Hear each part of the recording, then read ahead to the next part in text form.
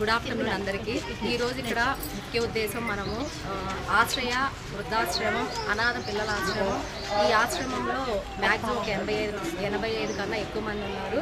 ఈరోజు ఎందుకు ఇక్కడికి వచ్చాము అంటే TPCC labour cell vice chairman గారు నల్లా సంజీవ్ రెడ్డి గారి జన్మదిన వేడుకల సందర్భంగా మన శ్రీదేవి చారిటబుల్ ట్రస్ట్ ఆధ్వర్యంలో జన్మదిన వేడుకలు జరపడం కోసం ఈ ఆశ్రమానికి రావడం జరిగింది. ఈ ఆశ్రమంలో చాలామంది నిరుపేదలు ఉన్నారు, ఆర్ఫనేజెస్ ఉన్నారు, ఇంకా వృద్ధులు కూడా ఉన్నారు. వీళ్ళందరికీ శ్రీదేవి చారిటబుల్ ట్రస్ట్ ఆధ్వర్యంలో అన్నదాన కార్యక్రమం నిర్వహించడం జరుగుతుంది. మున్ముందు కూడా ఈ ట్రస్ట్ ఆధ్వర్యంలో ఇలా మహిళలకు, వృద్ధులకు, అనాథ పిల్లలకి ఇంకా ఎన్నో మంచి కార్యక్రమాలు చేస్తామని చెప్పి మాటిస్తూ ఉన్నాము. ఇక్కడ జగదీష్ అన్న రావడం కూడా జరిగింది.